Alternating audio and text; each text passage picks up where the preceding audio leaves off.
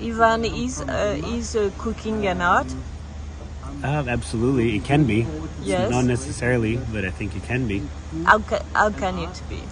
I think it can explore a couple of things there. When you manipulate an idea and you serve it as a dish, I think it can potentially be.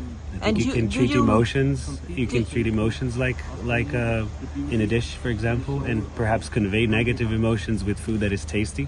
Yes. And I think at those moments there, when you cross a line where ingredients are just there for their colorful representation, and you use meaning more like an ingredient, then I think food can be art. But do you manipulate ideas? Of course, all the time. Give me an example. I think when I'm going to give you an example of a dish, for example, that we're serving at the restaurant. We have a dish that's based in on... Singapore, you mean? In Singapore. Not here? Not here. Okay. Let's use an example of a dish that we're doing here. For example, Okay. We're serving an onion soup that's co-created with a bunch of people. Mm-hmm. So everybody who will participate in the event will actually contribute with a spice or a selected smell or something like this. And the soup stops being just an onion soup and starts being a vehicle to communicate to everybody and their alignment and their connection and their engagement, right? And so at that moment, the food is really just a window into a larger part of the conversation about community for this dish, conversation about people's shared interests. And give me an example in your restaurant in Singapore. We, for example, make a dish based on the history of sushi, right? Uh-huh. And sushi is not Japanese. Sushi started as a preservation technique with origins in Southeast Asia and Southeast China.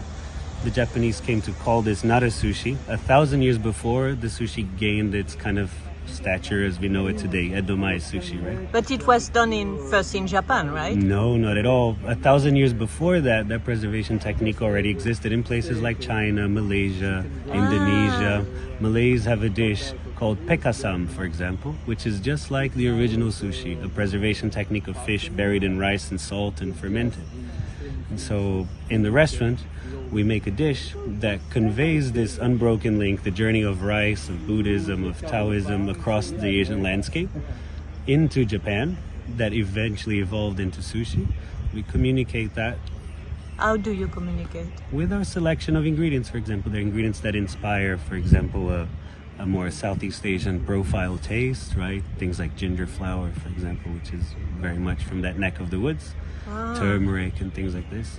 And so by using these ingredients in a way a Japanese man or woman would have made their sushi with their ingredients, we're now kind of uniting very disparate kind of cultures that live very far apart from each other.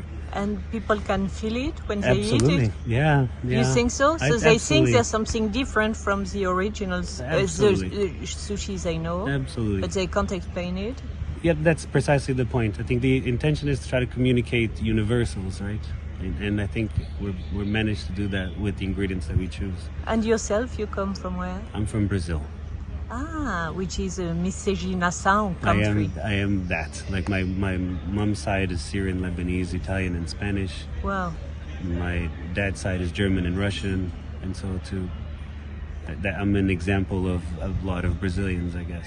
So it's a little easier for us also to try to understand the different, right, and kind of meld it into one thing. Yes, they speak about miscegenação. Yeah, miscegenação. I love this word. It's a beautiful word because it's not a patchwork, right? It's very much a nice boiling pot. we like Anthropophagique boiling pot. Anthropophagique boiling pot. I like that. We should start using it. We should call that dish anthropophagique boiling pot. Yes, but it's a bit of an insider joke. I know, but I think most people here would get it.